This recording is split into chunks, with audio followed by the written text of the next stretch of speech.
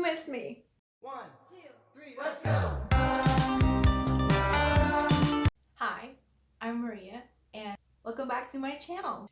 Me at the start of every single one of my videos. I know it's been like forever, but I'm here, and I wanna do a little chaotic catch up what I read in 2021. I was reading, okay? I was booked and busy. In 2021, I read 35 books. I realized that the way you can actually hit your goal is just give yourself the lowest achievement possible. And I did it. I mean, just aim low, no high expectations, and you'll do it. It's perfect. It's amazing. I'm very proud of myself. We have 4 categories. The best, which also equal with my favorite reads of 2021, the good, the okay, and the god-awful, terrible, bad books, just absolute garbage, burn it. We're starting off with my favorites, aka the best pile. These are completely out of order, just me talking about the books that I have. I have a whole list. Those who follow me on my bookstagram are probably just sick of hearing me talking about it. My favorite book of 2021, it's The Flat Chair by Beth O'Leary.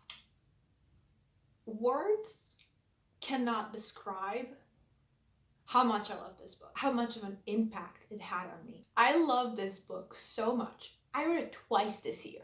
I was like obsessed. I couldn't stop thinking about it. I was like, oh my god, this book, this writer, and it's her debut. I know so many people have very differing opinions. I get it. I get why they don't like it, but to me, this is what a romance novel should look and be like. Next up is Just Last Night by Miri McFarlane, I think. Yeah, I got it. This book snuck up on me. I did not expect to like it as much. I picked it up only because the plot, the synopsis, was very similar to something I'm writing right now, and I was shocked. I was in tears, okay? I was like, I love this book. It easily became one of my favorites of 2021. The writing is beautiful. It was so funny. It was so witty. It's underrated. It's amazing. It's just very sweet, easy read. I'm very pleasantly surprised. I was like, yes. Then we have The Love Hypothesis by girl boss Ali Hazelwood. There is not a day that I don't think about Ali Hazelwood. Like, I'm obsessed with her. Who would have thought that a Raylo fanfiction would sneak its way into my favorites list? Also on my favorites is I'll Meet You There by Heather Demetrius. This is my second time reading this. The first time I read this, and I have a video, separate video. I think it was my May reads, I'm not sure. This book has very sentimental value to me. I didn't realize it could be my comfort book until I read it for the second time and I was like, oh. It's a beautiful story. It's YA, which is surprising. I don't usually read or like as many YA novels, but I thoroughly enjoyed this one. The writing was perfection. Everything was really good. The story, the characters, it just had a very nice flow. Then we have The Seven Husbands of Evelyn Hugo by Taylor Jenkins Reid. Also fantastic, obsessed, love her. I was crying. I loved this book so much I couldn't put it down. I was reading it at work and I was like tearing up. It was misty-eyed. I had to go to the bathroom like 14 times because it's so embarrassing to cry in front of your co-workers. Very good book. Easily, I knew it would be my favorites. Like, I was like 25% in.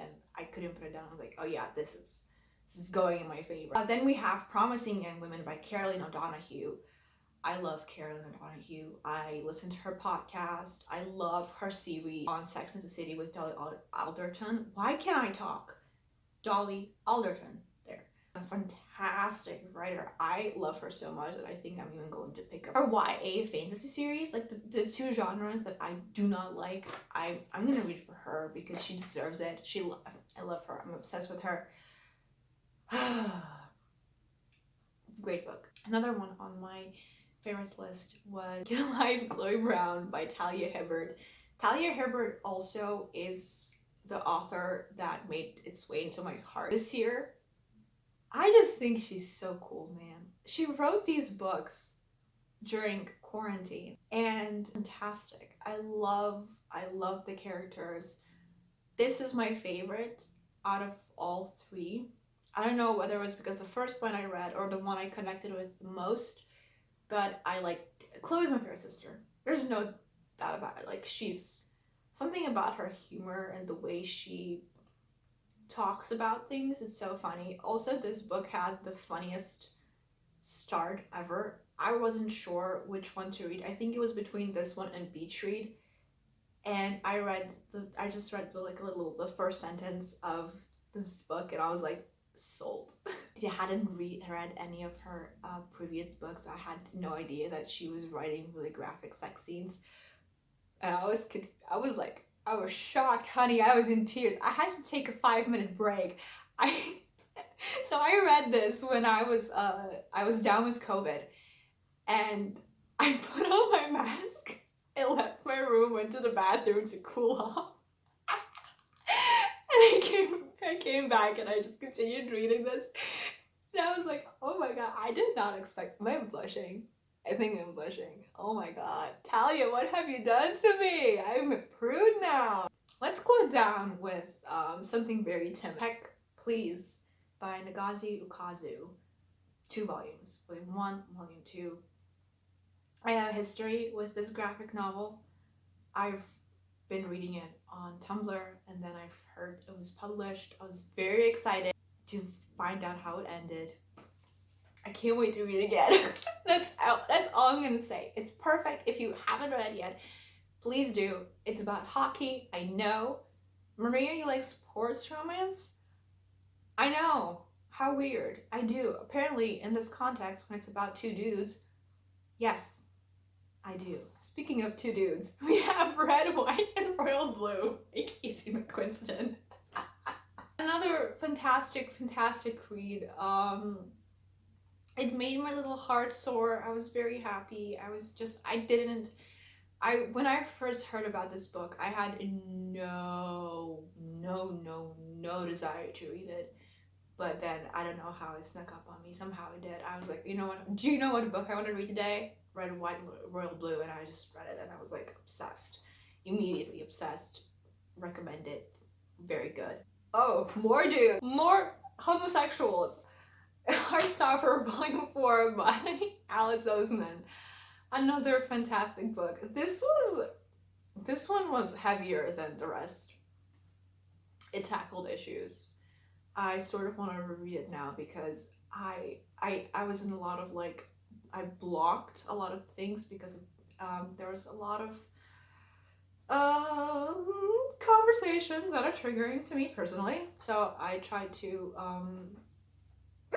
not pay much attention, and by not paying much attention, I sort of did not dwell in this particular volume as deep as I did with the rest of them. I feel this very big detachment with this particular book of the series, but it's still fantastic. It's still very good. I loved it. And last but not least, we have Conversations with Friends by Sally Rooney. I left this last because it's sort of in between favorites and good. I enjoyed it. I always enjoy Sally's writing, but this book just made me feel like pure shit. I was thinking about dropping it. I think that's why it took me such a long time to actually finish it, because I loved everything about it, but it made me feel nauseous. Each time I read it, I was like, oh god, I'm gonna throw up, because I kept thinking, it had this very ominous energy that made me think that someone was going to die. Did they die? I don't want to spoil anything. Now we're moving on to the good. These are the books that I enjoyed. Were not underwhelming or overwhelmingly good. They were just good. So first up is My Year of Rest and Relaxation by Tessa Moshfegh? I think it's Moshfegh. I'm so sorry if I'm mispronouncing names. I am literally the worst person ever. Hate to say it, no pun intended, this book fucking put me to sleep. I've seen a lot of people be obsessed with this book. I get why. I myself personally love a bit of an unhinged protagonist, especially if they're female. But this one, I think I might need to read it again. It was a good read. It wasn't anything like spectacular. It was fantastically written, but is it a favorite? No. Then we have Take a Hint, Danny Brown by Talia Hibbert. This did not require brain cells to understand. It was a great read, but it didn't give what Chloe Brown gave to me originally. I struggle with the characters. I do like, I love friends with benefits. That trope is just like, it's a beautiful trope. I don't know, I didn't connect with the characters as much as I connected with Chloe, and I can't remember his name for the love of me. I'm realizing that I don't remember the love interest names, just the sisters. It's trash, jail. Also on my good list is Extra Age Eve Brown, believe it or not, by Talia Hibbert. Evie was funny. I liked her. I liked her as a character. She gave me a big Disney princess vibe. I liked her romance with her man, whose name I don't remember. Both very good books. Then we have Mr. Salary by Sally Rooney. This is a short novella, and the only reason I think it's good, it's not great, it's not fantastic, is because it was short, and I need more. Okay, I need Miss Rooney to sit her ass down and write the full book for Mr. Salary, because I was intrigued. Now that I've read Conversation with Friends, I think Mr. Salary inspired Conversation with Friends, because a lot of the dynamics between friends isn't like reminding me of the dynamic between the characters in Mr. Salary. And there I go again, forgetting names. Other one on my good list is Luster by Raven Leilani. Have I talked about this book? I think I have. I think I talked about it in one of my like wrap-up. Oh my god. Do you know how I said about like a book Conversations with Friends making me feel nauseous? It's very similar how this book made me feel as well. I don't think at the time when I read it and when I talked about it, I don't think I was able to find the correct words to explain how it made me feel, but that's exactly how this book made me feel. It made me feel unwell. I was anxious, I was stressed, I just wanted to tear my own skin, like plunge out of my body, because I felt very uncomfortable. Speaking of books that made me feel sick to my stomach, we have Behind Her Eyes by Sarah Pemberton.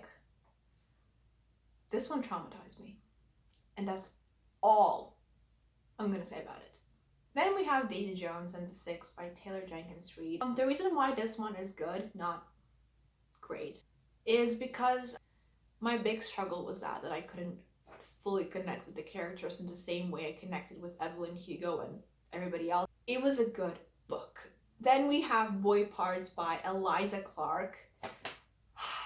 One of books that made me feel unwell this year. And I don't know if it has anything to do with like my crumbling mental health.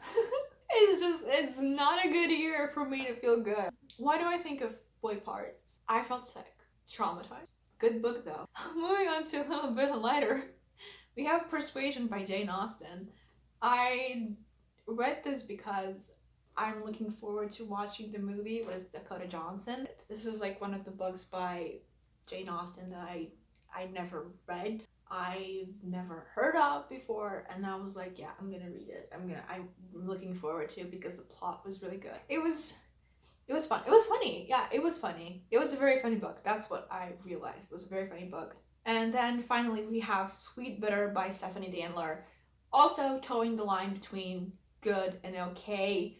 I don't know how to feel about this. Whenever a book takes me a very long time to finish, it takes away my enjoyment of it, and it has nothing to do with like the book is fantastic, but if I can make time for it, I know that I'm struggling. The only reason I was so obsessed with reading this book, number one, was the fact that I love the cover so much, and number two, because my writer's brain was very curious to know the way it was written, and it was written brilliantly. I love the way Stephanie Danler writes. I love the way she writes characters. I love how you don't really have to know the character very well, but you already have a very clear picture of who they are as a person, and that's what makes her a very good writer. But everything else was just like. Now we're moving on to our okay list. So the first book, and this coincidentally happened to be the first book I read of 2021, Tiny Pretty Things by Sona Chara.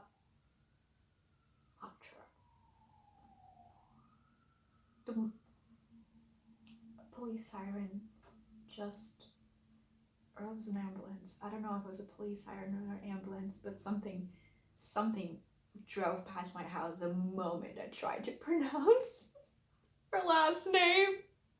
Jail. Is it a good book? Yes. Do I think it's YA? No. God, it deals with so much triggering content. Holy fucking shit. I'm an adult. I'm 25 years old. The content written in a YA book should not trigger me, okay? It should not trigger me the way it did. I was in the trenches. It was borderline offensive how much this book triggered me. Oh my god. So then we go with Beach Read by Emily Henry. I'm currently reading a book by Emily Henry as we speak. It's People We Meet on Vacation. I love it. I love it so much. I think Emily Henry is a divine writer. I think she writes so beautifully. But this one, massively underwhelming. It has everything I want in a book. It's my book on paper, but it did not give what it needs to be given. Then we have One Last Stop by Casey McQuinton. Casey McQuinton. Why am I struggling to pronounce people's names? It's not that hard. This is a book that I feel very, very guilty for feeling the way I do about it, because there were parts of it that I thoroughly enjoyed. When I started reading this, I genuinely thought it would make my favorites list without like a second thought, and it didn't. And I'm very sad because of it. I really enjoyed the characters. I enjoyed the representation. I think the story was great, but I do think it was a bit too long, and it complicated its plot to the point where it shouldn't have. I just have thoughts, and I can't speak properly on them in this video because it's gonna be an hour long. Then we have The Makeup Girl by Andrea Semple, and I went to the end of the fucking world to find this book. You have no idea how hard I had to look for this book. The first time I read this, I was 15 years old, and I was obsessed. I was like, this book is the greatest thing I've ever read in my entire life, and I've spent the next 10 years looking for it. I purchased it, and it was okay. Andrea Semple is an okay writer. She's funny. There are moments where it's funny, but I feel like a lot of the storylines and the characters were greatly underdeveloped.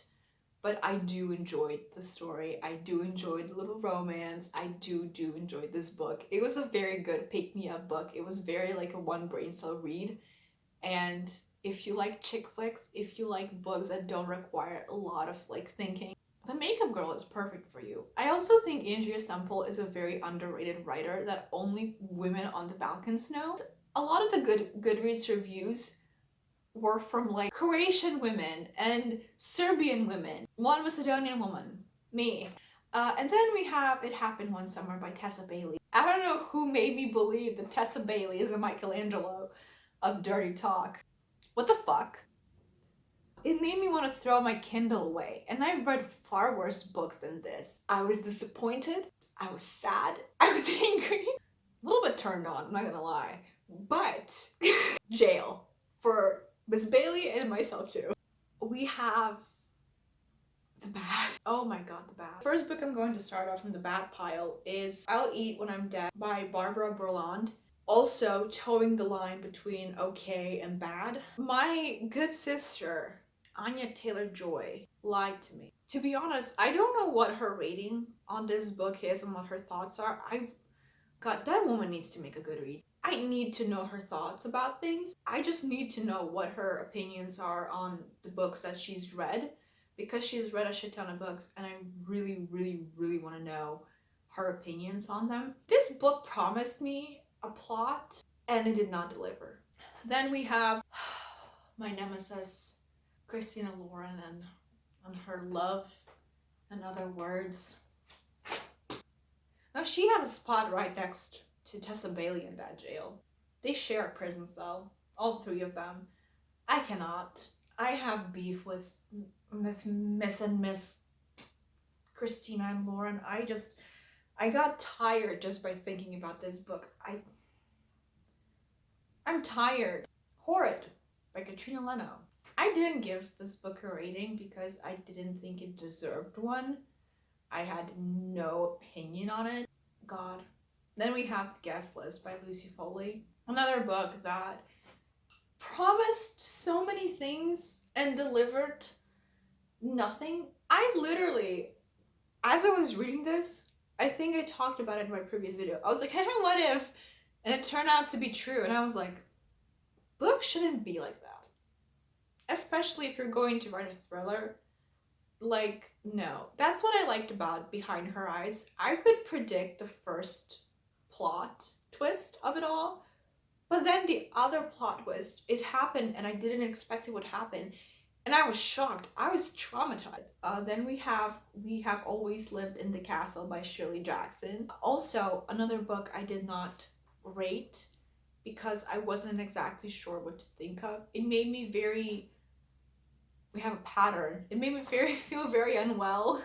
I did not enjoy it. I did not like it. I couldn't wait to get it over with. I didn't want to DNF it because I was just very curious about what's going to happen. I think that's the only positive thing about the book. You don't like it, but you kind of keep going because you're interested in knowing what's going to happen. Then we have my last book of 2021, which is The Gravity of Us by Brittany C. Cherry. Miss Brittany C. Cherry, you lied to me. I downloaded that sample because I was interested. And you wrote such a beautiful prologue that I was only 10% into the sample where I decided to purchase your book.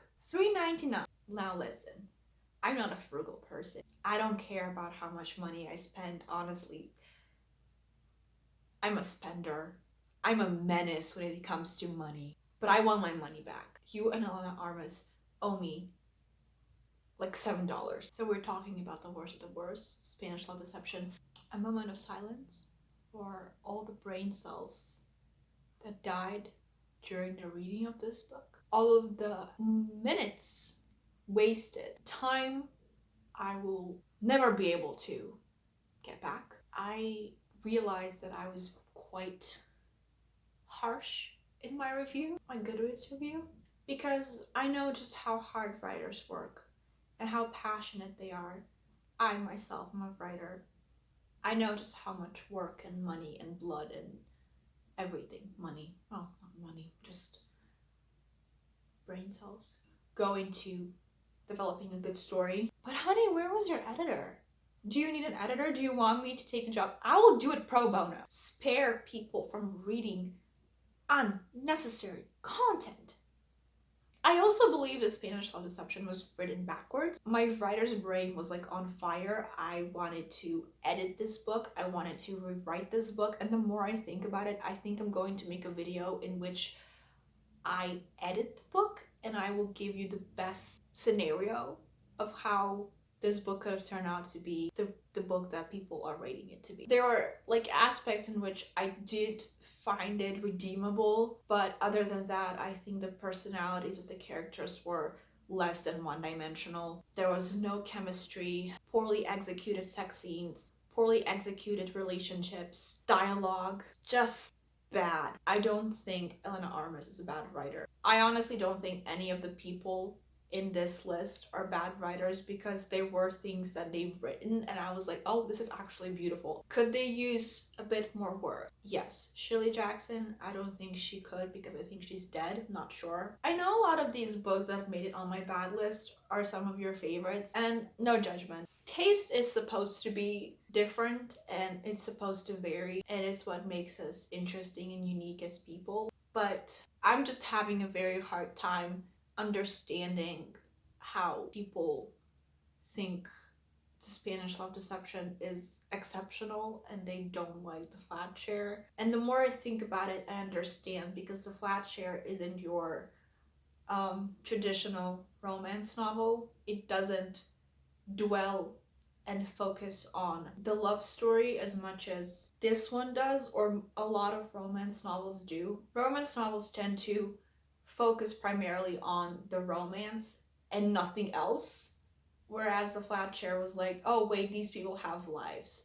They've had lives before meeting one another, and when eventually they decide to do something romantic, they fit perfectly in in each other's storylines, and that's what matters, right? That's what makes the perfect romance story, knowing that this person that you love is like a perfect puzzle piece, the missing puzzle piece in your puzzle. The way I tired myself after this video. Tell me if one of the books that I read this year, you've read them. Tell me your opinions on them. Tell me which is your favorite read of 2021 and your least favorite read of 2021, and we can talk about it.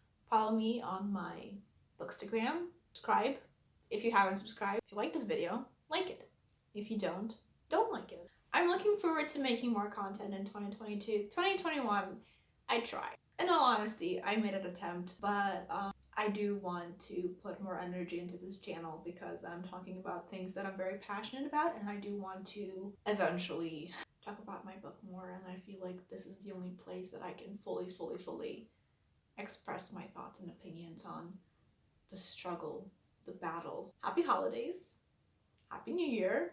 I hope you're all safe and healthy, and I'll see you in the next year. Wow. Cheers. Bye.